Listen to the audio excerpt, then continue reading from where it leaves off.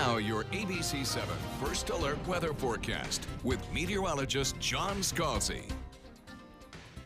A 73-degree air temperature, dew point value of 68. It feels very humid outside. 100% relative humidity this morning. We had calm winds and fog formed in many locations. It was very thick and kind of reduced speeds on many of the roadways this morning in patchy locations. Now, I think as we head into tomorrow morning, we probably won't have that problem because the winds, which now are south at about 5, will probably be ticking up just a little bit, and that helps stir up the air and kind of remove the fog problem. We have a lot of low-hanging clouds, though. Those are not going anywhere. Those clouds will be around through tomorrow morning as we start to factor in a chance of showers. By 3 p.m., we'll get up to about 78, 72 degrees by 7 p.m., and by midnight, about 71. So temperatures are going to taper off pretty slowly because of all that moisture and cloud cover around.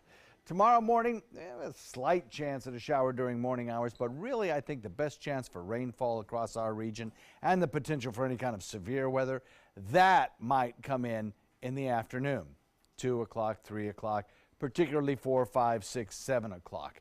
We'll look for a temperature of about 69 degrees.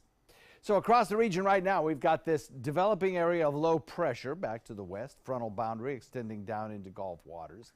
We have a warm front that kind of meanders and triggers a few showers, and we have a little upper level system that's also moving across the northern part of the state, producing some rain showers there.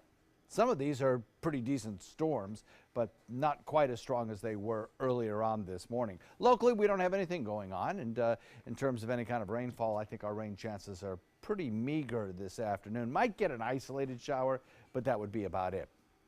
Area of low pressure spins around. The cold front continues to move toward the east. As it does that, showers begin to build, and by tomorrow morning, I think those would be some pretty good thunder boomers across parts of North Florida. Those will gradually want to sink southward, and as they do so, we'll factor in our chance of showers and a thunderstorm or two, and possibly a 5% chance of some severe weather as well. So increasing clouds, storms tomorrow, and then once that front moves through, we'll get some colder weather in here, cooler weather, I should say, and some gustier winds as well. So the showers move through. I think by tomorrow, we'll start to see a line of showers developing. That line of showers sinks southward into our area by the evening period, and some of them could be fairly strong. And by that, I mean gusty winds, perhaps, as well as some small hail. That'd be particularly true in north central Florida. South wind at 10 to 15. Watch for those winds to increase as we head into Tuesday and Wednesday. And the forecast looks like this. Today, 78. Tomorrow, a little cooler because of the cloud cover and the rain showers. Good chance of rain, some of them strong. The front moves through. It gets breezy out of the north and draws down cooler air. And for a couple of days, I think we'll be looking at some chilly nights, maybe nighttime lows in the 40s. And then daytime highs struggling to make it into the 70s. Most of the days spent in the 60s for a couple of days.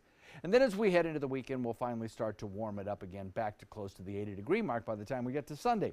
But tomorrow's the one we'll watch. Of course, computer models evolve and change, and we have many of those cycles throughout the day. Bob will be in at 5 with an update on exactly what the latest computer models say in terms of timing and strength of this particular storm system as it moves through tomorrow afternoon.